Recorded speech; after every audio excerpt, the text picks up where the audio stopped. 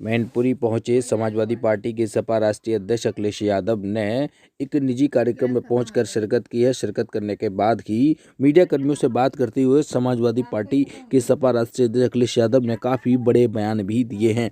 हम आपको सुनाएंगे क्या कुछ कहा है अखिलेश यादव ने समारोह कार्यक्रम में, जन्मोत्सव कार्यक्रम में पहुँचने के बाद, और क्या कुछ बताया है प्रदेश की जो हो रही गतिविधियों को लेकर, और जो रामचरितमानस को लेकर बयान स्वामी प्रसाद मौर्य ने दिया है उस पर भी कटाक्ष किया गया है, जिसको लेकर सपा राष्ट्रीय अध्यक्ष अखिलेश यादव ने क्या मीडिया कर्मियों से बात करते हुए क्या कहा, सुनिए इस खबर के जरिए। ज्यादा ताकत तो आप लोगों को दी है, तो इसी वजह से तो आपका पहले सवाल कि अब सब कुछ आपके हाथों में सौंप दिया गया है। सेकंड, देखिए, समाजवादी पार्टी लगातार अपनी बात रख रही है और समाजवादी पार्टी के पास ये काम बताने को, दिखाने को है। बीजेपी वाले बताए क्या काम किया उन्होंने, बताओ।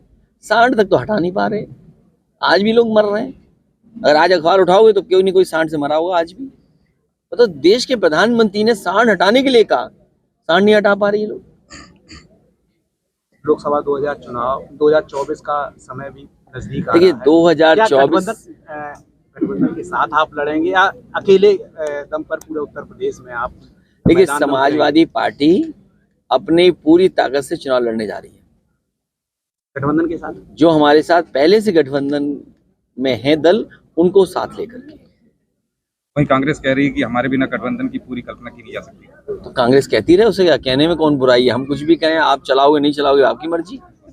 अच्छा जी, बागेश्वर धाम वाले शास्त्री धीरेन्द्र शास्त्री पर अवैध टिप्पणी हो रही है। मैं तो आपसे कहूंगा उनका देखना मत ना पड़ना। मैं तो आपसे कहूंगा भाई, मेरा तो यही निवेदन है, अगर ठीक ठाक रहना है देखो वाको नहीं हो सकती। अरे कहाँ दुनिया पहुंच गई, सोचो कहाँ दुनिया जा रही है। एक्सप्रेसवे बन रहे हैं, लोग आना जाना कितना आसान हो गया, जिंदगी आसान हो गई।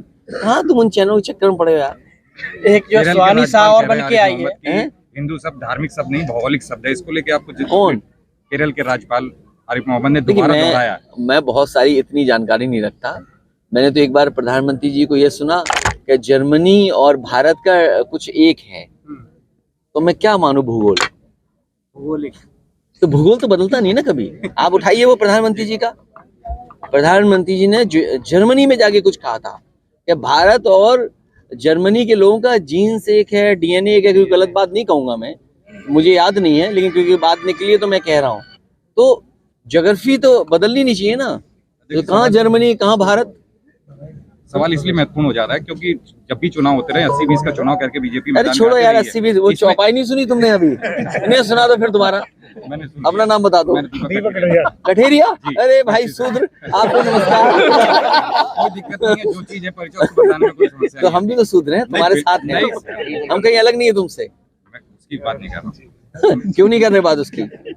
मैं अपने आप को मान रहा हूँ। शूद्र मान रहे हो नहीं मान रही हो? कोई दिक्कत नहीं, जो बीजेपी बना मैं भी तो मान रहा हूँ, मगर मैं अपने आप को किसी ब्राह्मण से कम नहीं समझता, बस ये जानता हूँ। बहुत बधाई हो आपको, बहुत बधाई।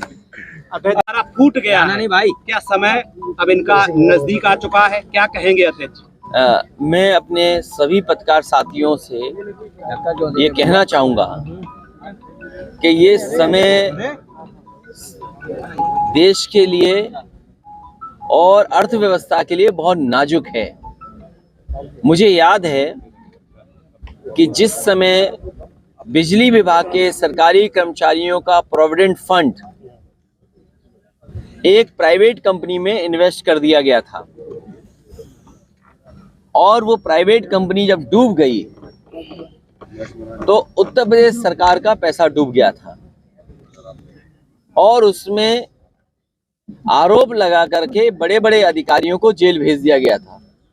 ईडी और तमाम तरह की जांचें हुई थी उस पैसे से जिन जिन का संबंध था। आज एसबीआई का, जो हमारी सबसे प्रतिष्ठित संस्थान है, बैंकिंग में भारत की सबसे प्रतिष्ठा वाली जगह है एसबीआई, और फिर दूसरी प्रतिष्ठित जिसमें आम आदमी ने अपना पैसा लगाया एलआईसी। अगर 70,000 करोड़ से ज्यादा 55,000 करोड़ रुपया इन्वेस्ट कर दिया जाएगा प्राइवेट, और वो भी एक जानबूझ करके लाभ पहुंचाने के लिए, एक उद्योगपति के लिए, और अगर वो उद्योगपति डूबा तो क्या एसबीआई के बड़े अधिकारी, एलआईसी के चेयरमैन जेल जाएंगे कि नहीं जाएंगे। उत्तर प्रदेश में भारतीय जनता पार्टी की सरकार ने जिन लोगों ने प्रोविडेंट फंड को डीएचएफएल में इन्वेस्ट कर दिया था, डीएचएफएल गिरने की वजह से, डूबने की वजह से वो पैसा डूबा था, उस समय अधिकारियों पर आरोप लगा करके जेल भेजा। कई साल उन्हें जेल रहना पड़ा। ये तो 1200 करोड़ का मामला था, ये तो 1 लाख करोड़ से ज्यादा का मामला है। अरे कितनी हेराफेरी करोगे बीजेपी वालों, इतनी हेराफेरी कि कहां तुम दुनिया में भारत को दिखाने के लिए, हमारे गरीब लोगों को दिखाने के लिए कि वो उद्योगपति नंबर 2 पर, और देखो कैसे नंबर 2 से किस नंबर पे पहुंच गए। और सच्चाई ये है कि पता नहीं किस नंबर पे पहुंच जाएंगे। तो ये देश का नुकसान हो रहा है। क्या सरकार कार्रवाई करेगी कि नहीं करेगी? अध्यक्ष जी, आज मुगल गार्डन का नाम बदल के अमृत उद्यान कर दिया गया है। ये बीजेपी के लोग हैं, किसी का भी नाम बदल सकते हैं। और वो एक कहावत है कि छोटे मियाँ तो छोटे मियाँ, बड़े मियाँ सुभान अल्लाह। तो अरे भाई, ये तो पहली बार देखने को मिल रहा है कि उत्तर प्रदेश के मुख्यमंत्री जो काम कर रहे हैं वही दिल्ली की सरकार काम कर रही है।